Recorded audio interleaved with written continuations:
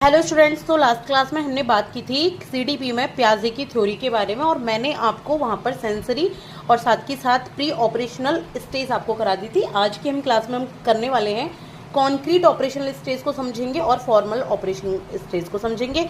आपका रिवीजन भी और कॉन्सेप्ट क्लियरिंग भी है। तो देखिए, कॉन्क्रीट ऑपरेशनल स्टेज जो है वो 7 से 11 साल के बच्चे के लिए होती है।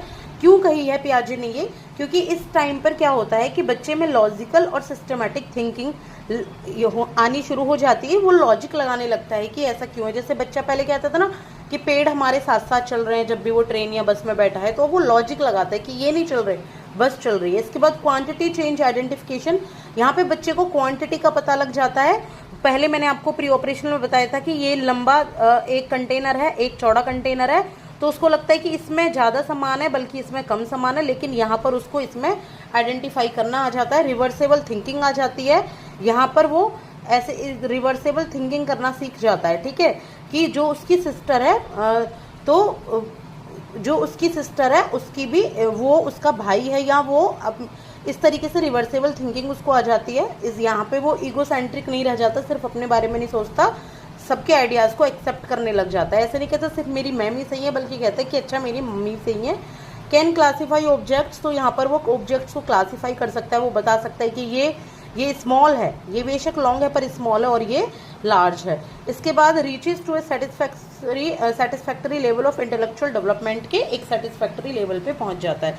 अगर बात करें फॉर्मल ऑपरेशनल स्टेज की, तो यहाँ बच्चे की उम्र 12 से 15 साल के बच्चे को फॉर्मल ऑपरेशनल स्टेज बोला है पियाजे ने। यहाँ पे जो चाइल्ड है वो लर्न कर लेता है किससे डील करना, लॉजिकल थिंकिंग के एब्स्ट्रैक्शन से। यानी कि लॉजिकल थिंकिंग होती है कोई चीज जो नहीं भी है, जो अमूर्त चीज है, जो एब्स्ट्रैक्ट है। ध्यान रखना, ये जो एब्स्ट्रैक्ट है ये हमेशा फॉर्मल ऑपरेशन में यूज होता है और ये एग्जाम्स में पूछा भी जाता है। यहाँ प्रॉब्लम सॉल्विंग करनी उसको आ जाती है, जनरलाइजेशन वो करने लगता है। ये मोस्ट एडवांस स्टेज होती है कॉग्निटिव डेवलपमेंट की, और यहाँ फुल इंटेलेक्चुअल पोटेंशियल एक बच्चे में आ जाती है। वो पूरी की पूरी अपनी इंटेलेक्चुअल को यहाँ पे करने लगता है। यहाँ पे कुछ क्रिटिकल इवोल्यूशन भी दिए हैं पियाजे की थ्योरी पर, कि उन्होंने सिर्फ और सिर्फ अपने बच्चों पे ही किया है, उन्होंने सिर्फ छोटे बच्चों पर ही स्टडी की है, लाइफ स्पान नहीं बनाया।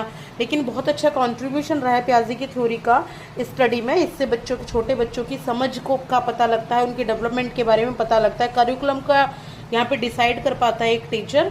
तो आई होप कि आपको ये समझ आई होगी प्याजे की थ्योरी। और इसके बाद मैं आपको करूँगी इरेक्शन की थ्योरी। आई थिंक मैंने आपको पहले भी करा रखी है। लॉन्ग वीडियो भी आपको मिल जाएगी सीडीपी हैंड रिटन नोट्स में। Thank you so much.